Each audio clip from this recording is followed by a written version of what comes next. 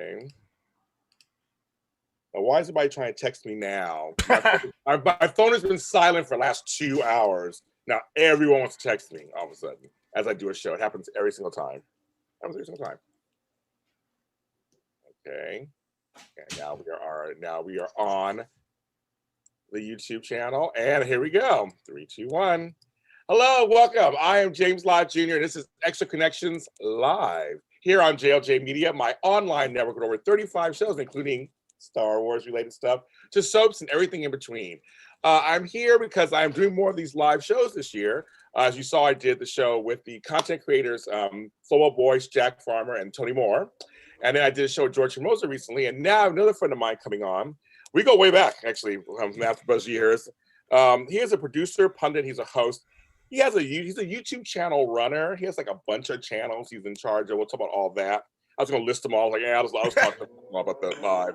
SteveKaufmann.com is the website. Steve Kaufmann. Hello. My neighborhood is quiet up until when people introduce me. I know. All of a sudden, it got late. All of a sudden, then there's a loud motorcycle just outside the window. Thank you so much for having me. Yeah, I heard it. I heard it. I was just telling people him off camera. My phone, everybody's texting me all of a sudden. I'm doing a show, people. Leave me alone. You got to do airplane mode. That was actually an AfterBuzz tradition of mine. Is if I was really ready to do a show at AfterBuzz, I'd put my phone on airplane mode, not silent, airplane mode. Like, don't connect to the tower. I don't want my phone to be able to decide whether or not it's important to me. I'm telling my phone to don't even connect to the tower. Don't look for the text messages. I like that. You're probably smarter than I am with that. So yes. And folks in the chat room already coming in. Hello, hi Richard Kane, hi Dave Melzer. That's right. I'm gonna do some stuff from AfterBuzz. So first we do a little housekeeping. This is JLJ Media. I'm an online network. I have over 35 shows. You can find us on every audio streaming service that's out there, from Spotify to iHeartRadio, and all those kind of good things. When you see it, go to JLJ Media. Like Extra Connections has a page on Facebook. Go ahead and like that on Facebook. I haven't gone anywhere else, so I haven't done IG or whatever, but it's on Facebook at least. Go there and like that. You can watch the regular show that I put out once a week, usually on Wednesdays, and this is a live show. So I'm popular. Well, thank you. I'll take that. Sure, why not? And I said, first time I've all my other wrestling friends I've had on, before you guys get upset, I found this shirt today. That's why I'm wearing it for him today. From WrestleMania 5 in 1989. I was about to turn 20 years old, actually, a month later. And so I went and saw this. I won't tell you where I saw it. I saw it somewhere.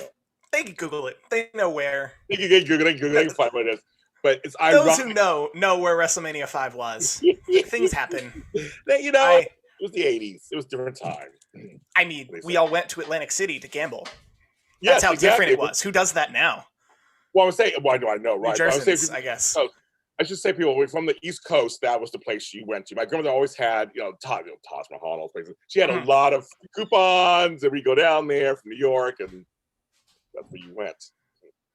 So anyway, I go to Vegas now. I haven't gone anywhere yet in this whole pandemic. So it's kind of crazy. Okay, so Steve Kaufmann, I want to ask you one question to start off the bat. I'm going to go right into it.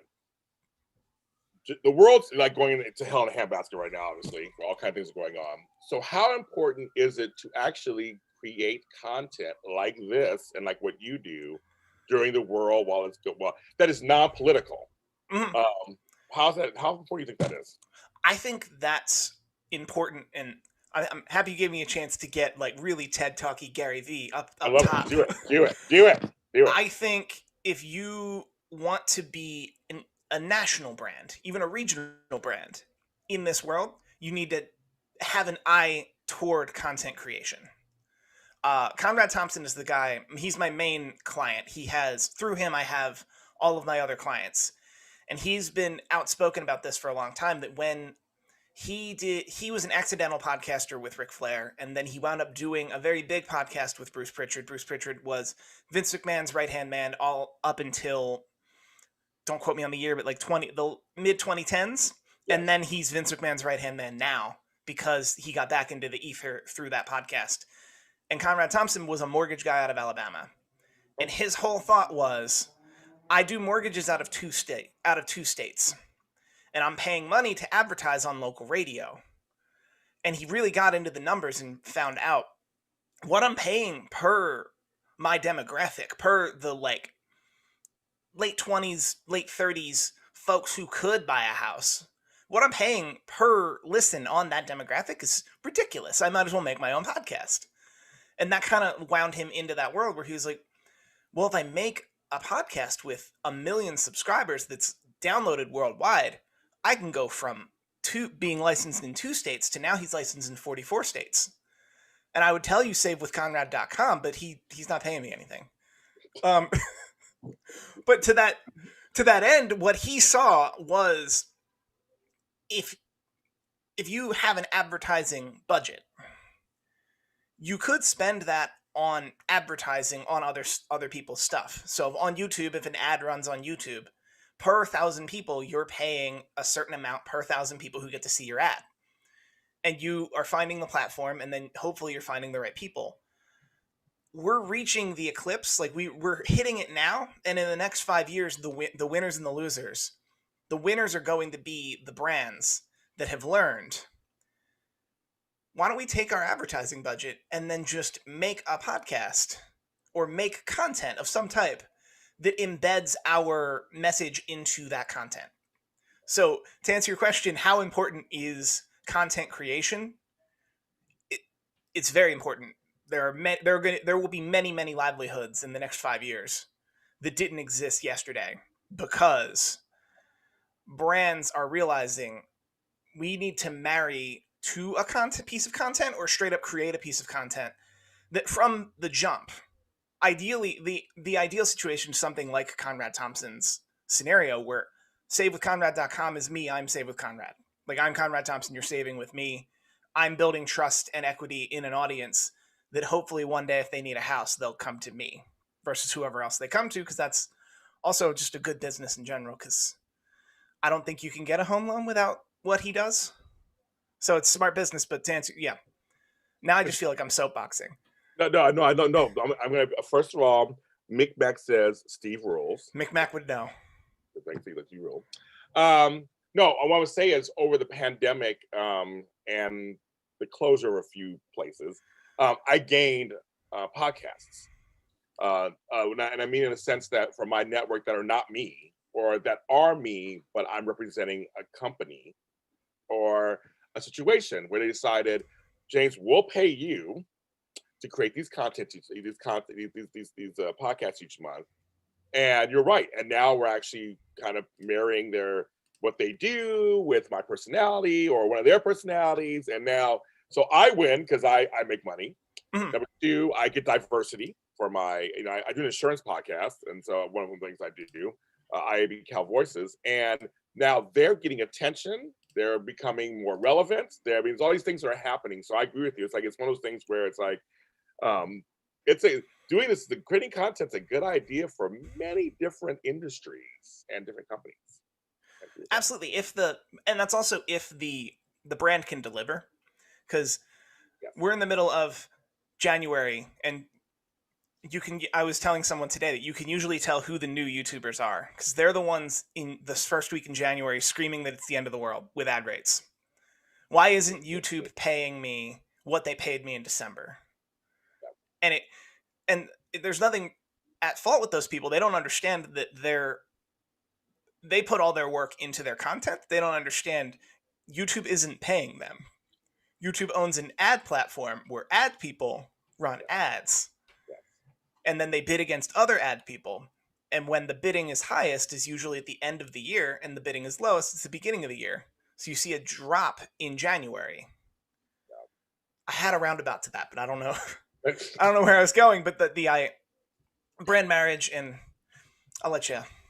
Yeah, it's fine. No, I'm just saying that when you were saying that how content creation is important for a lot of reasons, I'm agreeing that it is, and I'm finding that a lot of people are actually coming to me and they're seeing a difference in their business, a difference in their attitude, a difference in everything. They're being opened up to a whole new world. I'm going to ask them that question, folks. I'm going to ask them that question. In chat room. And thanks to the chat room. Ask questions, say things. We're all part of the conversation. But no, I agree with you. I think it's been interesting to see people, their eyes open and go, oh, I never thought of a podcast before. Now I have a blog somewhere, which nothing wrong with blogs. I had a blog for 7 years. Nothing wrong with them. But they're seeing that video and or audio and or both actually has been benefiting them. I think it's a great, and it's a way to make money. And so I know for me, I had to figure out when everything shut down last March 17th, I had to figure out, what the F am I going to do? Like many people, right? Like many people. Actually, that brings me back to, brings back to why I was talking about ad rates, because April of 2020, I was applying for uninsurance. What is that? Unemployment. I said insurance. Unemployment insurance. I was applying for unemployment in the state of California, not because I lost my work at all, but ad rates had plummeted so far in the first 2 weeks of April. Well, I'm sure that it was gonna, my revenue and my income was gonna be lower than what unemployment was paying, and I was pretty sure it was gonna bounce back, but that comes back to advertisers being able to deliver on what they're advertising.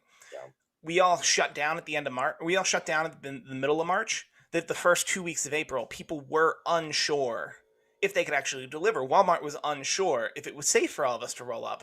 Amazon was unsure if they could get you a package in 2 days.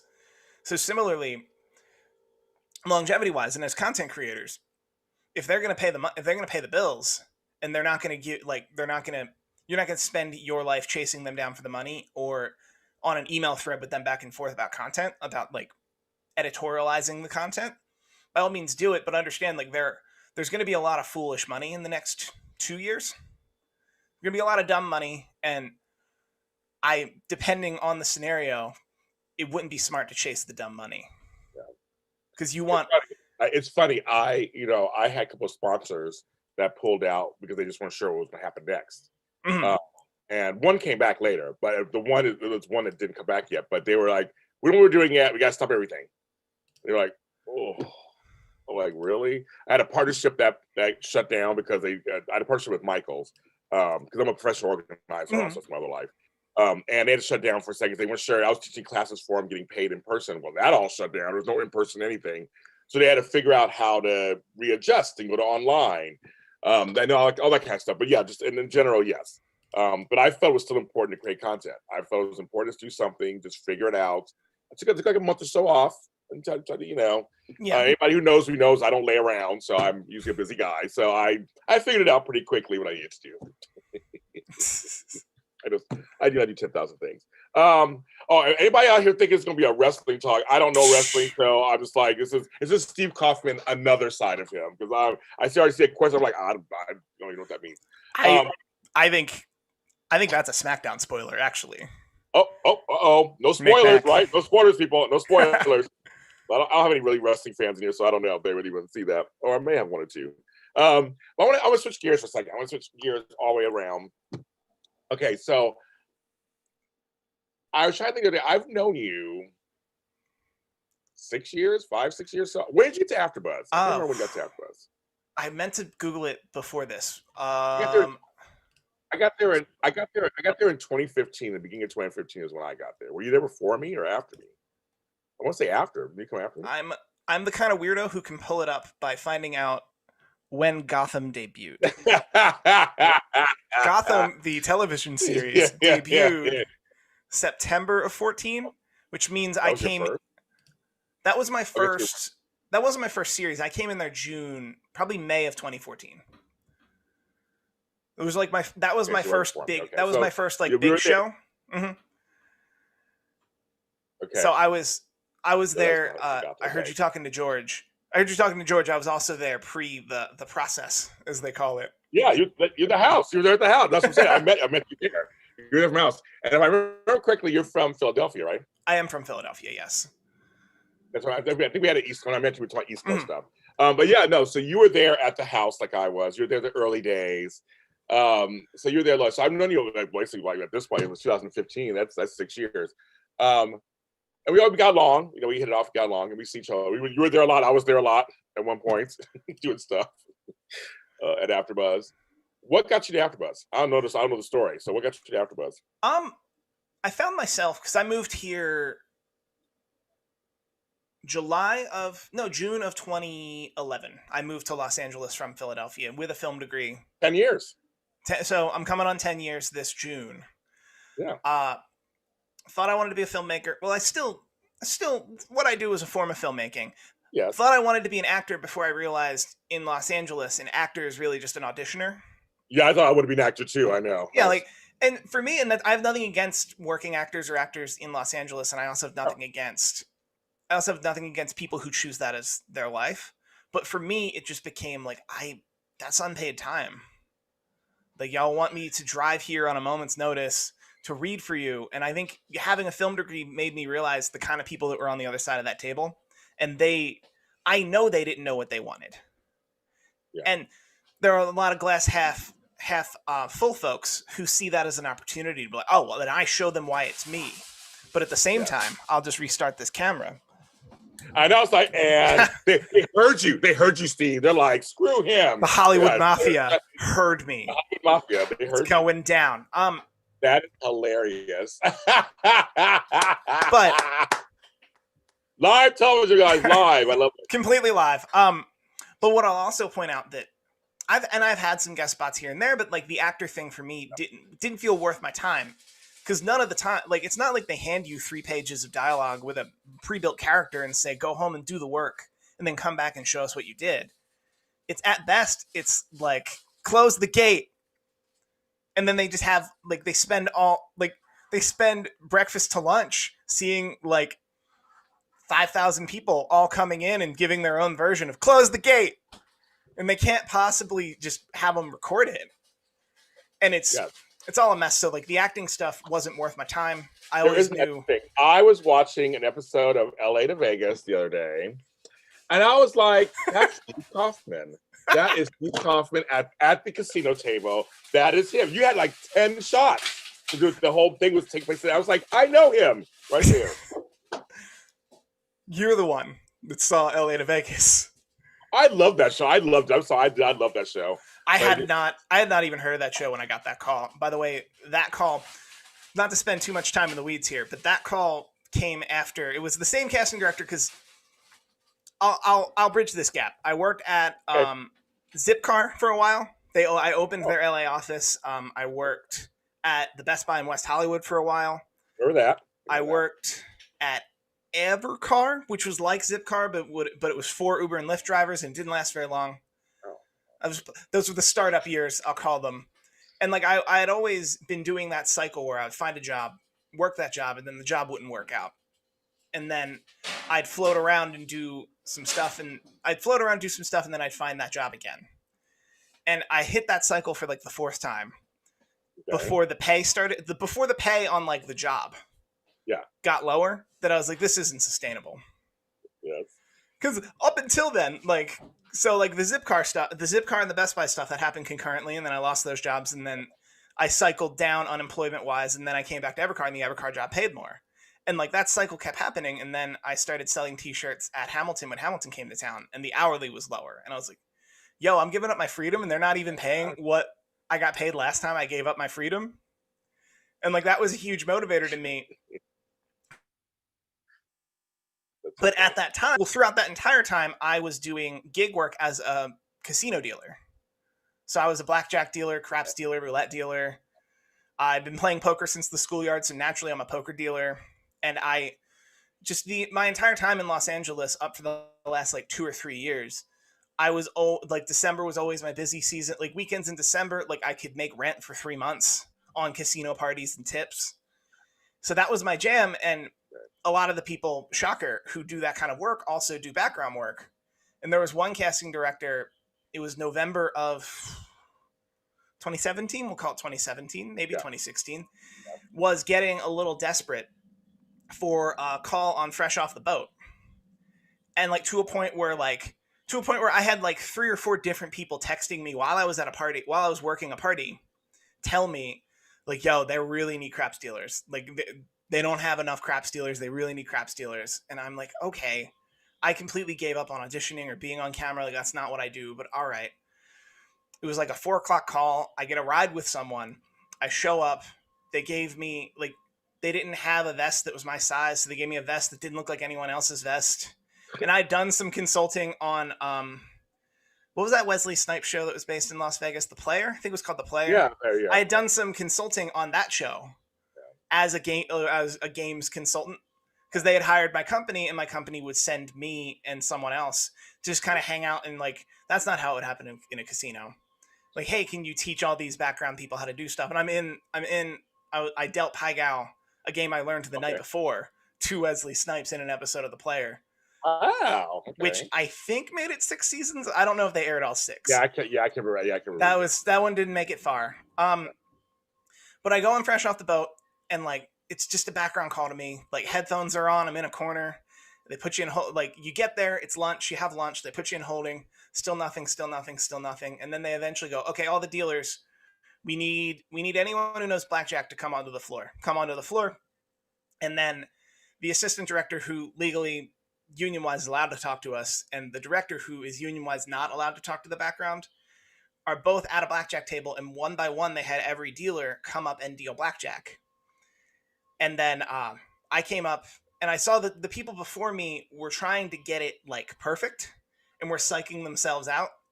And I could tell from the vibe of just a TV set, they don't want it perfect. They just want it stylish and good, and like if it's not perfect, like they just kind of want to know what they can work with you. So I just came on and was like very talkative about what cards coming down, cards are coming, and if I like was slow or this or that, like, oh well, that's a little sticky there, and then moving along.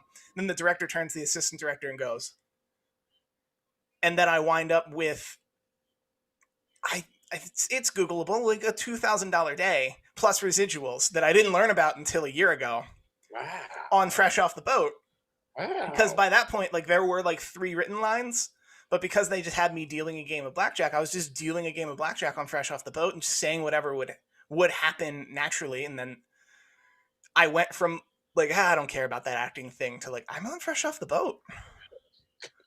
I'm sorry, we wound up in the weeds. Your question was my time at AfterBuzz? I'm sorry. That's a great story. I'm like, I never knew that. That's a great story. I love that. But I saw you on LA to Vegas. But the whole thing was you were kind of wrapping up. You were saying about how the acting thing was for you. Thought you would be an actor. I said, me too. I understand that. And how I wound up on screen was always something I knew I wanted to do. And when I was in the middle of that employment cycle where I knew I wanted to come out here, I thought I wanted to be a writer, thought I wanted to be a sketch performer, I thought I was an improviser, thought I wanted to be a lot of things. And in the midst of all that, I was watching a lot of television because we all watch a lot of television, and I was friends with Matt Lieberman, who by that point was on SourceFed Nerd, but was also a big deal at AfterbuzzTV. Yes. And he was around because my roommate at the time, his name is Bill Posley. He is a former Survivor contestant, also staff writer on Cobra Kai. I want to give the double-handed there when I mentioned. Bill Posley. I'm like, okay. He is both of those things. He's an incredible human. And they were on a sketch team together, and the sketch team rehearsed here at our Hollywood apartment. And he was like, man, Steve, you should really get more into like on-screen stuff. And I was like, I would love to. Where do I do that? And he's like, AfterbuzzTV. And then he did the Marin after show, and he just brought me and Jesse Klein in, and I think Jesse Klein and myself at AfterBuzz history, if it were, are the last 2 people that were allowed to just walk on. No, I was too. Oh, well then, sorry. I may have been the last one. A year later, right. I came in as a guest host on the Days of Our Lives after show before it was Edition Days, and I did 4 episodes, and they were like, James, you probably should go to the pro. I mean, I had been there like 5 months or whatever, but now I think I was the last person who came in through the back door. Well, then never mind. Never mind. That process must have been real weak. But I did not have to do it at all. Like, I actually remember it. And I hope he doesn't mind I mention his name. But I remember Stephen Lemieux was the engineer, because there were like only a handful of engineers at the Encino house then. And I remember he and Phil were clearly people running the whole show. And I remember he went from who are these people to what's your email? Let me get you on the email list. What's your social? That's Stephen Lemieux.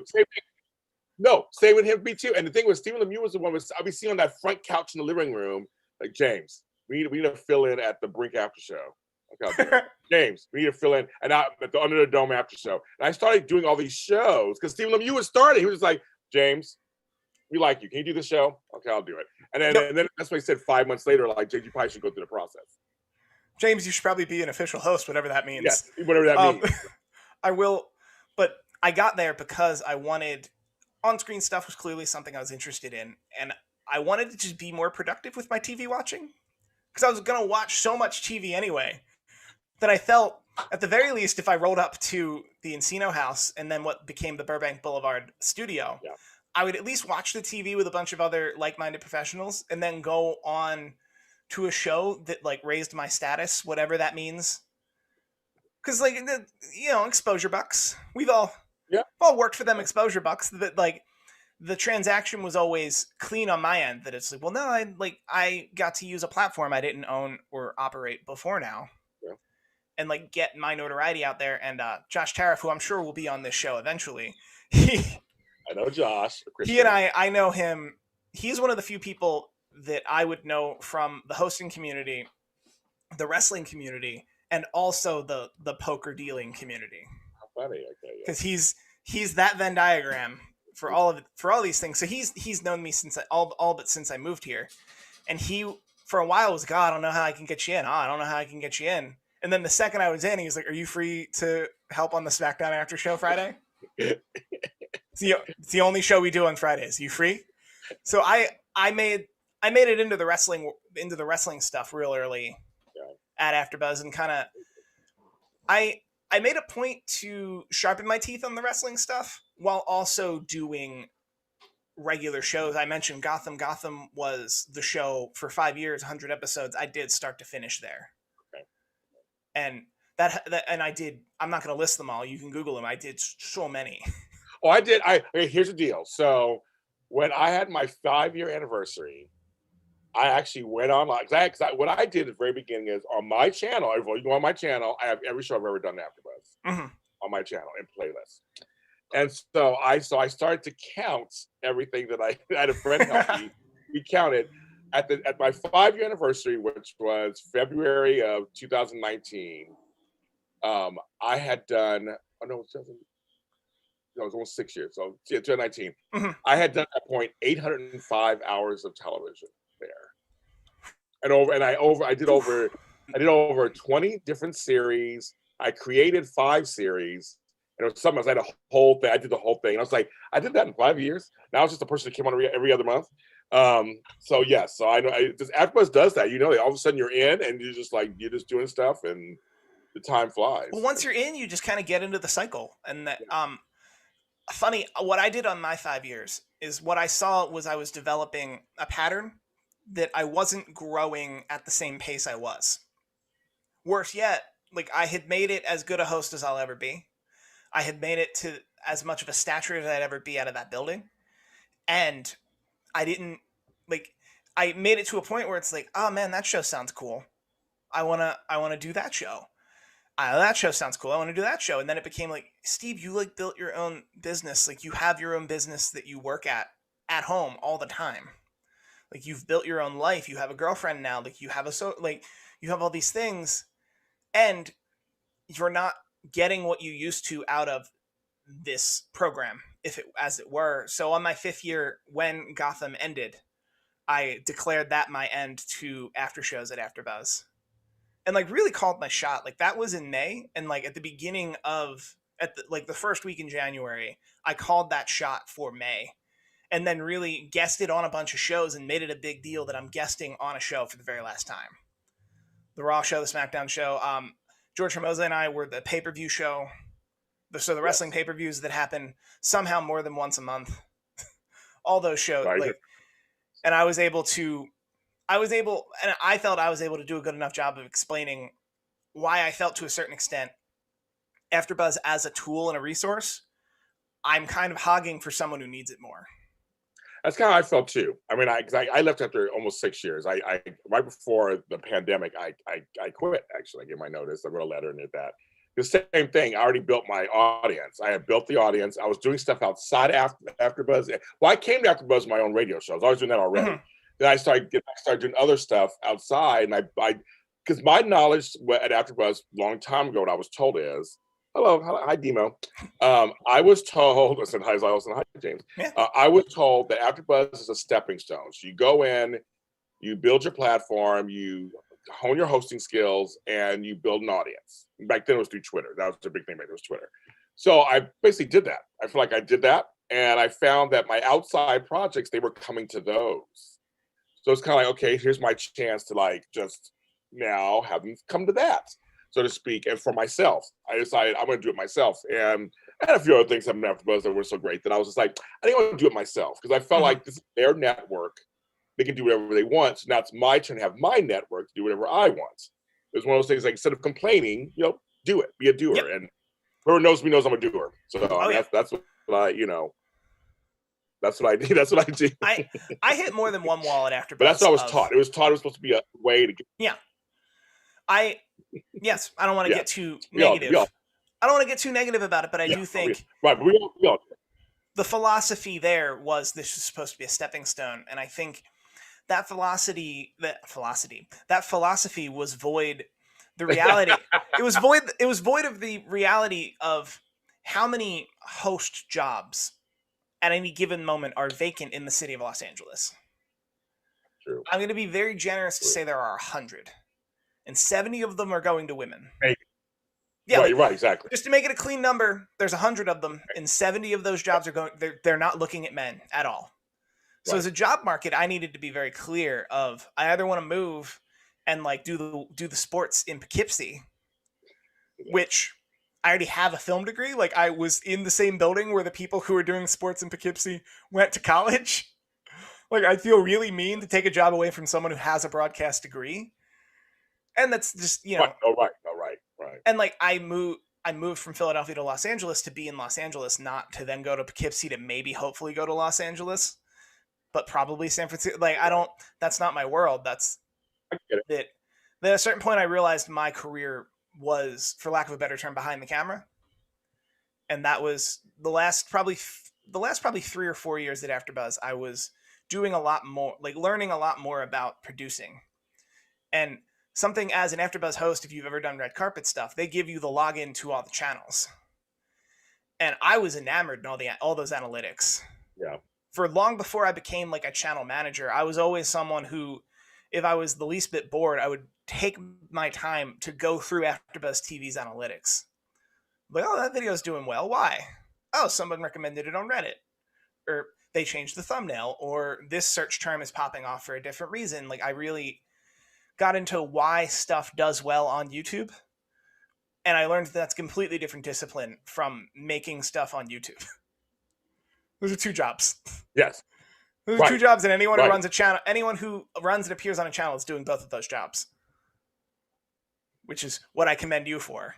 Thank you. I'm looking at it. I do a weekly thing every week. I'm looking at everything and seeing what's doing what. I meet with my people.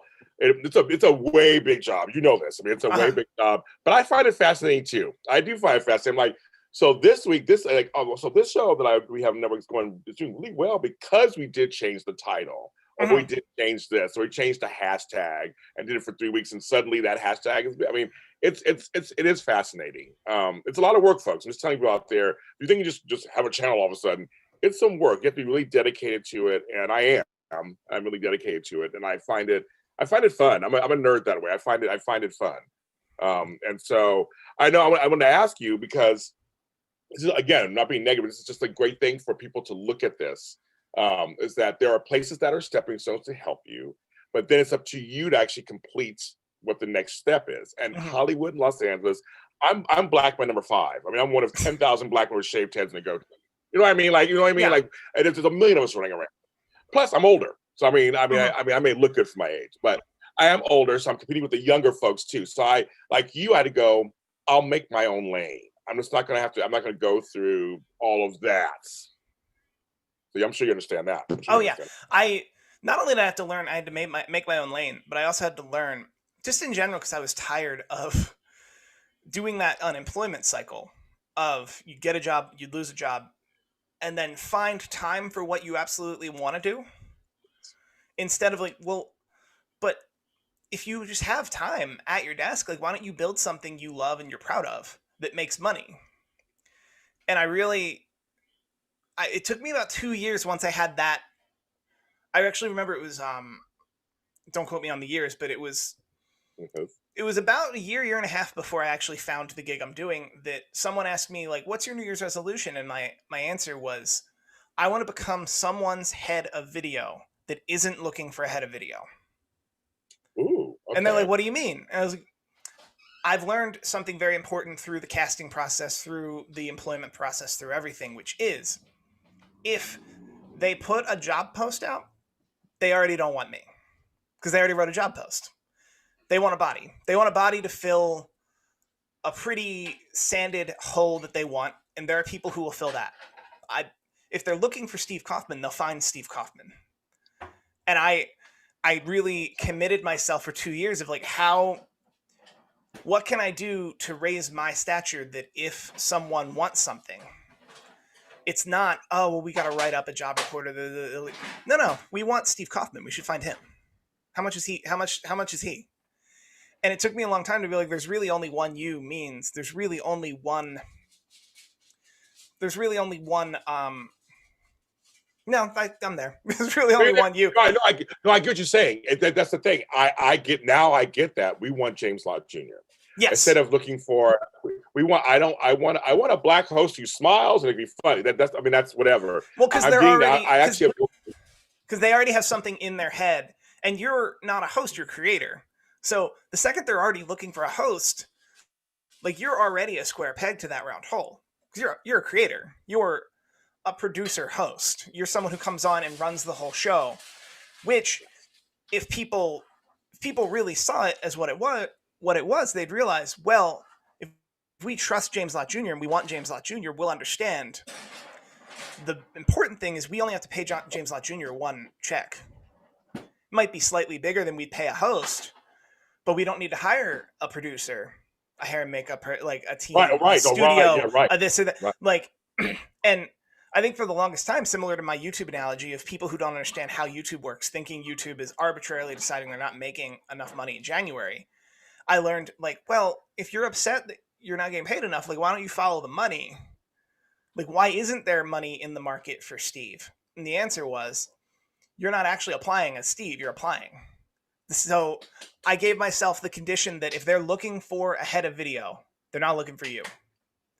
And I really kept looking for those opportunities. There was a company that did herd predictions. Their automated insight is what they do. And they have, if you have 100 people using their script, they could, like a colony of bees, arrive at a decision faster than like a typical straw poll. And the guy did a TED Talk, and I got really fascinated about it. And at CES that year, I actually got to have drinks with them and like explain, like, here's what I think video can do for you. And I turned out to be right. I didn't have quite the vision, because I still was like, no, but it's got to be me and someone else. It's got to be a conversation and this and that. When what took me a year and a half to learn is, no, needs to be hardly a video. Like, if you want to do this as a businessman, what would the video look like if it were just you and you only had so many hours in the day? And then my answer was, well, if it was what if it was already a podcast and you released the podcast and then you just re-released a clip under a different title? And that's where it started. And that was an idea that had been kicking around my head since film school. I wanted to cut 6 Rocky films into 3 Rocky films and re-release them in theaters like they were different movies. So like this idea of how do I force feed the audience the same stuff has always been in my head. But I finally found it with a wrestling podcast called Something to Wrestle With. Yeah. Funny enough, I found that podcast. Yes. Go ahead. Funny enough, I found that podcast through clips on YouTube. And then DM'd Conrad Thompson and said, hey, I want to see if the clips can look a little better. Still hardly videos, but look a little better. Just, moving thumbnails instead of not moving thumbnails. And here's a sample. And he was like, oh, it sounds good. And we negotiated like a trial. And then I would be cut in on on a revenue share for the future if the trial goes well. And he sent me the link to his YouTube page, and it was none of the YouTube pages I was watching. So I spent that December mainly taking down all the pirates. And that, but the beauty for me was that the pirates had already shown me the market existed. So now Something to Wrestle with Bruce Pritchard, that channel averages about 1.2 million views monetized every month. And that number wasn't very different when I started. It's just that the pirates were getting them, and maybe some of them were running ads. But now I found a way to do like, no, I'll run a clip farm and release stuff every day, and then that grew to 5 Copyright Thompson podcasts, soon to be 6. That's how it is. Demo asked, and I will mention this. Because so she's saying that the AfterBuzz had great wrestling hosts. So there's So I was telling George, telling Flo, all people, for us on the other side of things, it was always there's the wrestling people, there's the soap people. We were like the two groups that really produced our content, and that was the thought that was told to us. It was kind of like the wrestling folks, they're very important. They have their shows because it's beyond just an after show, right? Soaps, we do 5 shows a week. We have to do 1 show a week, about 5 shows a week, which is very different. We had to modify the template. We had to figure out how to do that. We had guests almost every, we had guests every week from the show, we worked with the networks. You guys were, so I always felt there was always these 2 fractions. We weren't against each other like that, but just like there was just always like the wrestling people over here and the soap folks over here. And so you guys were always held really high. I appreciate I'm happy to know that, and I also, when I got to AfterBuzz, I made sure to keep that distinction as Steve's not the wrestling guy, because there are a lot of folks there that were just the wrestling folks. They come in, they do wrestling, they left, and I got in AfterBuzz to be a TV host, whatever that meant, whatever that'll mean. What I learned, and what we learned there is that you want to be a host, you want to be a producer host, so the person who's paying can hire you and just you. So that still stands true, but because of that, I was never just Steve the wrestling guy. I was always like, Steve, he does wrestling. He does a lot of the DC comic book shows. He does some of the Marvel comic book shows. I think I saw him on a reality competition show once. I think he goes. We've never done a show together. We've never done one. I don't think we've done a show together. We have not, which is, I'm trying to think where. Never did. I think. Well, I did Big Brother for 3 seasons. But I guess you didn't watch Big Brother. I almost did Survivor, but you didn't do Survivor, did you? I didn't do Survivor. I've only recently gotten back into Survivor. I'll actually break it here. I intend to send Survivor a tape as a contestant. Hey, okay, there you go. In 2021, I can't do that. I'm like, that's a little too hard for me. They're doing it. They're doing a season in April. And Ric Flair is in here. I'm Ric Flair. I know, right? Ric Flair, woo, with exactly 5 O's and an exclamation point. I know that name. I know Ric Flair. I know that name. So I'm very honored, Ric Flair, that you're watching us. They're very nice. Okay, thank you. I appreciate that. He has a great channel manager. He does have a great channel manager. I think we follow each other on YouTube too. Anyway, I follow your page. That's true. But the whole thing was with the wrestling stuff. There were like groups and names that were mentioned. Your name, and every time I talk to anybody else, your name is mentioned very highly within the wrestling group. So talk about those, like the Kathy Kellys, Christy Olsons, Joan LaQuasta. I mean, did you work with everybody in the wrestling group? You think that whole group? For my time, yes. There was a Ryan Katz who now runs their performance center in Florida, but he left before I got there. I didn't work with Kathy Kelly that much. I worked very closely with Christy Olson. I'm sure George, I didn't get to hear your whole thing with George, but I'm sure George is taking as much credit as I do for 100% of her success. Kidding. George Hermosa. She was on the Total Divas panel with George Hermosa, and then WrestleMania, which was in San Jose. Don't quote me on which number. So days later, I got back from San Jose, and they were like, we should do an after show about that WrestleMania. And I was like, 5 days later? Okay. And then we did that, and then it was George and I were the only constants on that pay-per-view panel at that time. And George was like, there's this girl, Christy, I'm on the Total Divas panel with her. We just did Total Divas today. I think we should bring her in. I was like, that sounds great. We should bring her in. And then she was great. And then from then on, George, Christy, and myself were the constants of that wrestling pay-per-view panel right up until she got the call to go and work, we'll say down south. Yeah. Go and work down south for NXT. Yes. Trying to, I've worked with, obviously Josh Tariff, I name dropped him. Evan T. Mack, if we're just going to claim successes. Yes. I was on a show called the NFC East After Show, which Was not the NFL after show, wasn't even the NFC after show. It was niche. The NFC East is 4 teams out of 32 teams in the National Football Right, I League. know. I'm like, it was 4 hosts. It's the Eagles, the Cowboys, the then Redskins, and the New York Giants. And each host was either from that city or represented that, or represented. How funny. It was great. It was such a great show. It was such a great idea. And whatchamacallit? Evan T. Mack, I think he's from like my neck of the woods in Pennsylvania, but repped the Washington team at that time. And he was brand new, like just had gone through the classes, because back then they had classes. And I remember we needed a fill-in, which that's a hard thing. That's a hard thing to fill in of like, yo, you need to be good with sports and a diehard Washington team fan. And I'm like, what? Yes.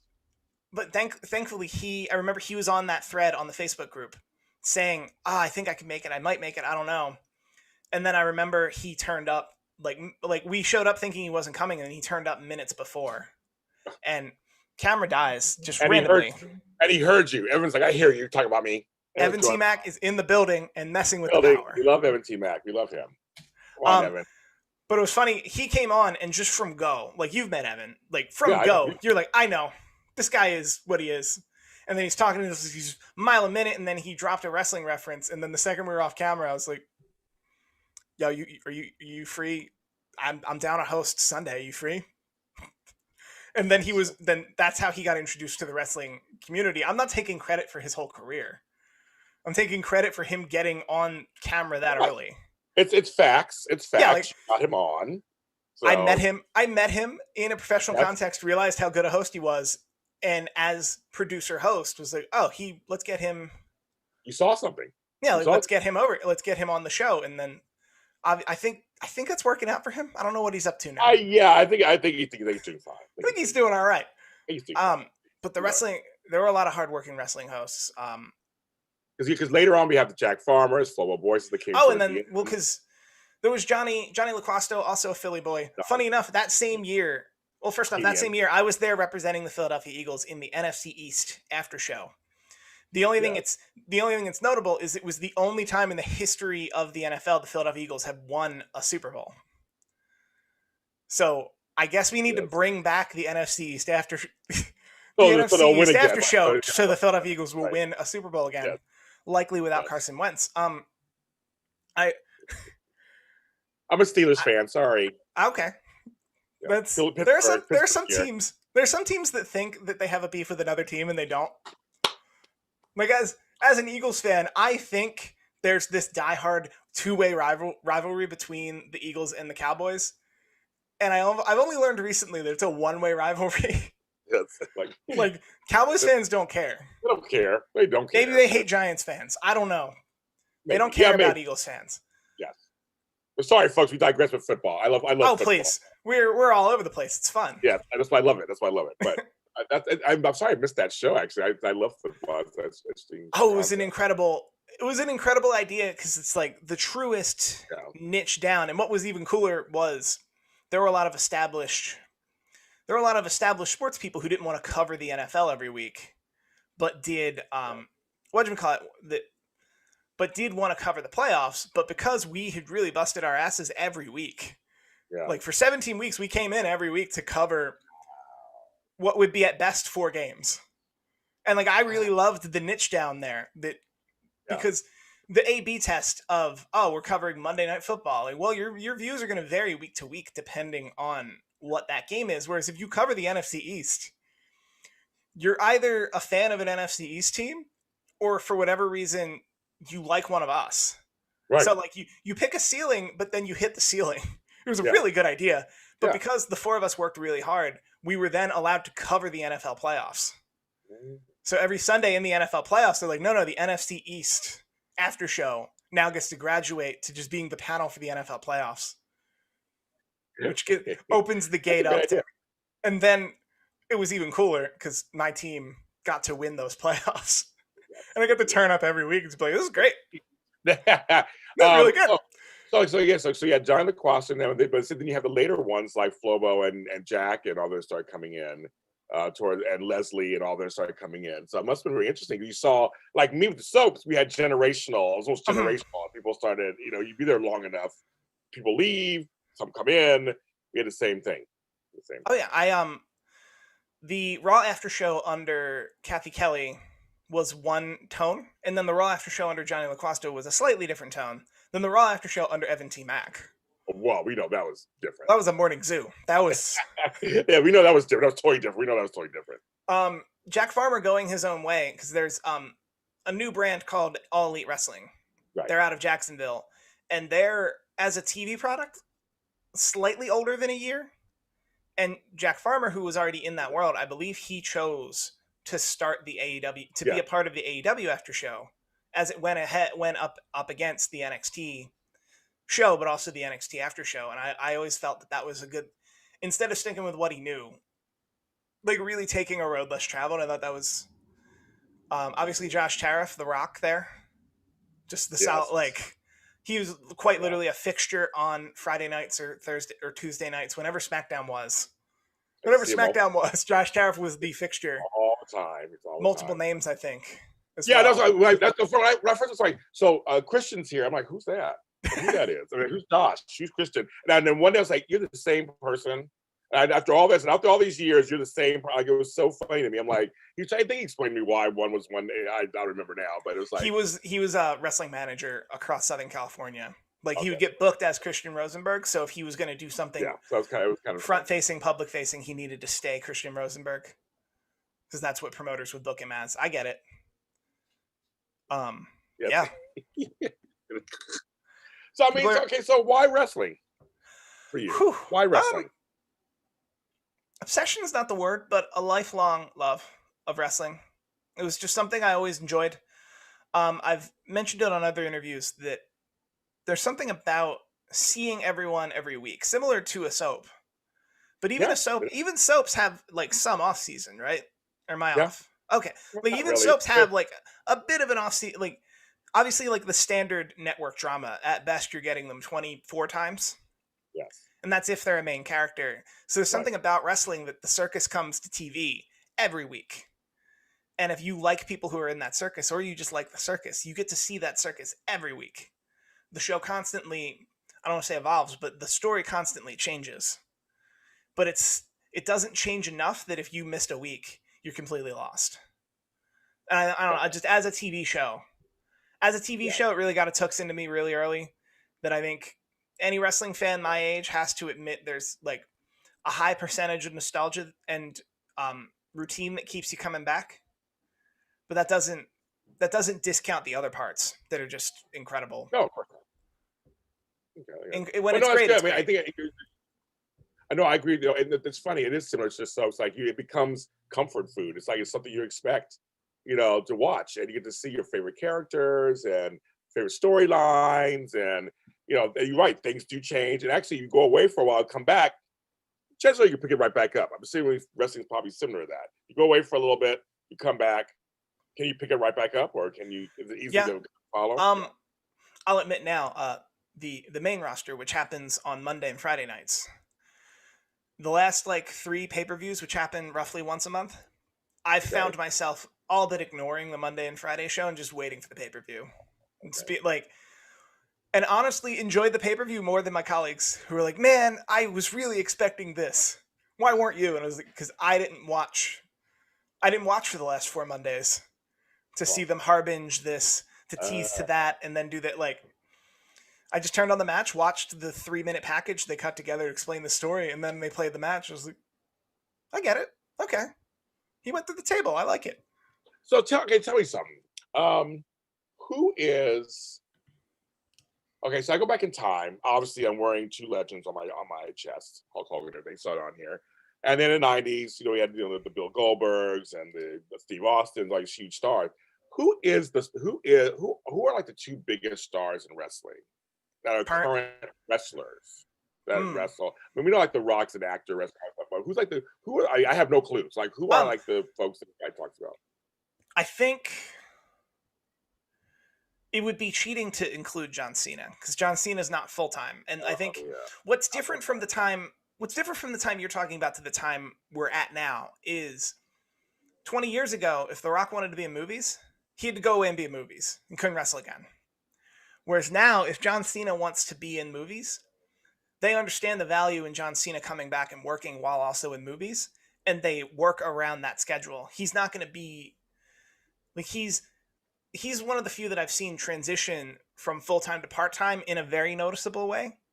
But there are a lot of like usually someone winds up on a bunch of movies or TV, and you like one day they'll be around all the time, and then the next day they're just gone. Like Sasha Banks, who my girl Mandalorian, who's on Mandalorian. Like I strongly predict that the WWE doesn't see the value in the Mandalorian, or she doesn't see the value there. Or, I don't know. I think she likes to work us in general about her relationship with the WWE, but I wouldn't be shocked if she got enough film roles that it didn't make any financial sense for her to stick around. That said, I think Roman Reigns is a very big deal in the WWE currently. Heard that name.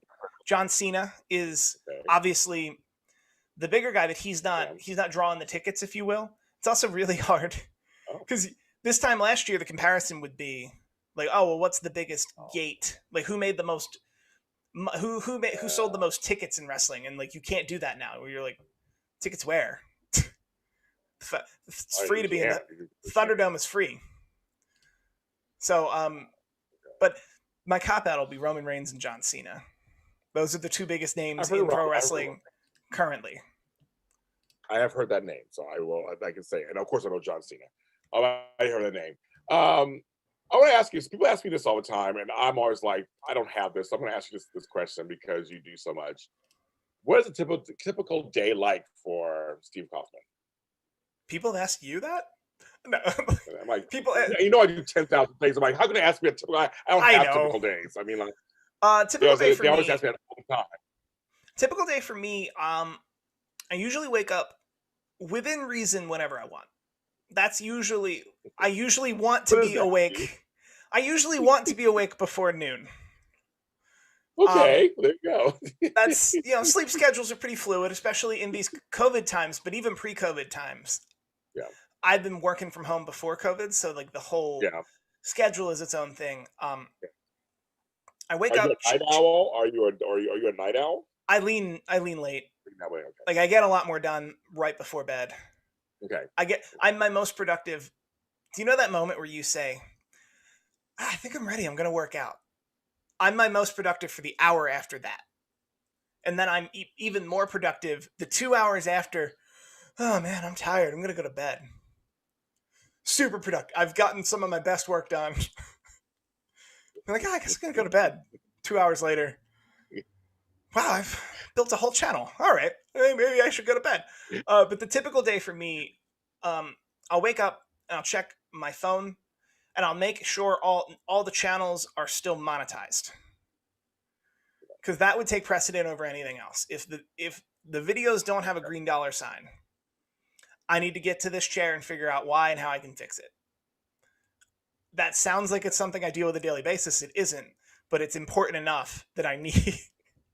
It's like, is the money turned on? Because if the money's not turned on, that's your agenda now, is to turn the money back on. But after that, there are a bunch of podcasts that if I've already released the video version of the podcast, I then have to intently listen to them, I'll say, and create a clip of anything that's been said. I understand that. Yeah. So if it's, and for me, I've seen a lot of people do this a lot of different ways, where I've seen people listen to the show until they get what they think would be enough clips and then stop. For me, it could be a 3-hour podcast, 6-hour podcast, 90-second podcast. I'll grab it, I'll drag it in, bring it up to 275% speed, so everyone's a chipmunk, just so I can listen to it as fast as possible. I'll listen to it, and if it's, I don't go question answer so much as I go topic. So if it's, hey, tell me about WrestleMania 5. Well, man, it was really cool. I was hanging out with Hulk at an In-N-Out, which is weird because In-N-Outs aren't in Atlantic City, but blah, blah, blah, blah, blah. Like, there are two clips that, and then he faced Randy Savage and blah, blah, blah. There are two clips there. One is WrestleMania 5, the topic, and then the other is you hung out at an In-N-Out in Atlantic City with Hulk Hogan. So those are two separate clips. I wonder if that's my connection or your connection. Dead air is not. I don't either. I know. All of a sudden, I hear you, but you're frozen. Okay, good. But you're frozen. But you're frozen in a nice position. Okay, good. You were frozen as well. I heard the whole thing. So. I'm curious how YouTube took that. But then I do very. We'll see in a second. I do very, very intense listening is what I call it when I make clips. And what I've recently started doing, because I'm sharing with the social media team, is any topic, regardless of how small, gets made into a subclip. And then I share all the subclips. And some of them become TikToks, some of them become social media clips. But all of them get used in a future clip. So what'll happen is, so let's say later in the podcast, they talk about Randy Savage liking Hardee's. But that's not big. Like, you'd think Randy Savage loves Hardee's would be a really good title, especially if you see the thumbnail of Randy Savage and the giant burger, but it's only 20 seconds. I know people will hate to click and only hear 20 seconds of, yeah, I heard he likes Hardee's, but you can't not use that. So what I'll do is, if we already have Hulk Hogan talking about In-N-Out, and let's say we also have Jim Ross talking about barbecue, I stack them up and go with the best title, which in this case would be Hulk Hogan and In-N-Out, because Hulk Hogan's the bigger name. Yes. But that merge happens after I clip the whole show into as many subclips exist. And you might be thinking, like, man, Steve, you're giving away the secret sauce. I'm like, am I? Hard work? Hard work and time? Yeah. That's the secret sauce? Right. That's the secret sauce. I didn't know that? I believe that. You know I do. So I'm like, that's... So I do that in that process. That's crazy. Right? That's how it is. And that process for me I've gotten good enough to have it take about as long as the time code says. So if a 3-hour video at +275 takes about an hour, I've gotten good enough to have that whole process start to finish take about 90 minutes. And then I export the clips, and then I have to make thumbnails, which is a whole separate discipline on Photoshop. And then I have to schedule them, because I don't dump them all like Joe Rogan does, because his CPM is way lower, because all the potential viewers, they're all going to come at once. Now I feel like I am giving away the sauce. But I schedule it that it's whatever the channel is, you're only going to put out a certain amount of clips every day. And that works for what I do, because everything they're talking about is evergreen. If you're talking about Hulk Hogan in 1985 in 2021, that clip is just as evergreen in 2022. So for me, I limit how many clips actually get released every day, so that I have a whole spreadsheet where I'm just tracking, is that spot empty? Let's fill that spot. And then if you're asking the typical day, everything I've explained is pretty much the job. There's also comment moderation. Okay. Jim Ross is one of my clients, and every now and again, he'll make an offhand comment about how we should all be wearing a mask. And I'm shocked how many people will turn up in the comments and call him some form of a fascist or a communist or like whatever. Yeah, and like, it's not like, I would understand if the topic is Jim Ross debates fascism, but the topic is like, Jim Ross talks about working in AEW in Jacksonville. And somebody like, oh, I didn't realize Jim Ross sympathizes with communists. And I'm deleting that comment for no other reason than it doesn't fit the topic. Yes, exactly. So that's my guideline on deleting comments, but there's a lot of comment moderation, a lot of just admin stuff from there, because when I can catch my breath, which isn't always from what I described, depending on how many shows, I do like to go into the analytics and be like, well, did the color red do better in a thumbnail, or was that title too long? Like, this video is really taking off. Why is it taking off? And then I eventually find time to get on a stationary bicycle and eat. But that's the typical day involves those tasks. And some of your girlfriends in there, you give her some attention, some, whatever, friends. All of that. They're all here. Like, dinner, shows. We watched Bridgerton last week. It was wonderful. Like, all that. But the beauty of what I'm describing, like, people might hear that and be like, oh, well, what does your boss think of how you do that? And I'm like, what boss? The boss is me. I'm the boss. It's my channel. I understand. It's my channel. If I don't do any of that, the channel makes less money, and therefore I make less money. And that's how I want it. Like, I'm actually self-employed. So I think it's, especially in COVID times, it's a very fair answer. There used to be there used to be a gym a couple blocks away where I would walk to, and like that would really break up the day, but that's been closed since March. Yeah, so that's so I get it. Yeah. Well, thank you, Steve Kaufmann, for being on my show. I know Absolutely. you're a busy guy. So Thank you for having me. I am a busy pleasure. guy, but I think you've heard when I describe all those tasks. I can move them around, however, like I'm the same way. I know how it is. you're just like, oh yeah. Well, this has been fun. So tell people, thank you. It has been a lot of fun.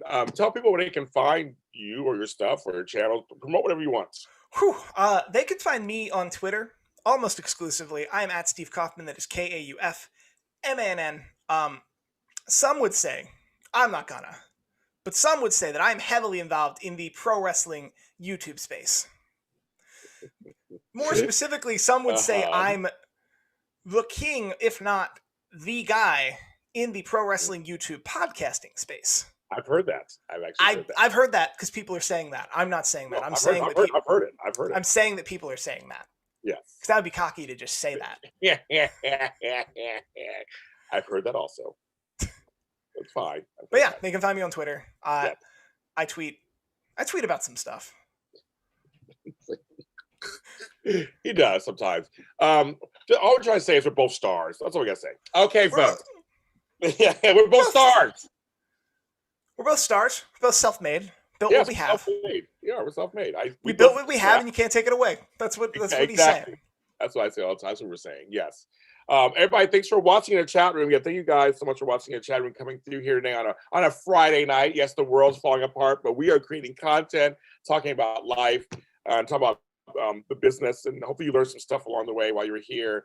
I'm James Lott Jr. You can follow me where all James Lott Jr.'s are sold at James Lott Jr. on all social media platforms, including TikTok.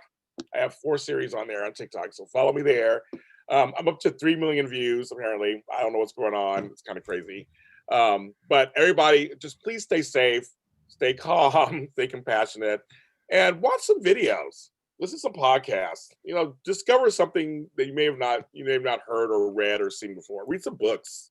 Go out there and do some stuff other than what's going on out there. It's good that arts are important. The arts are important. So go ahead and follow them. Everybody, please connect with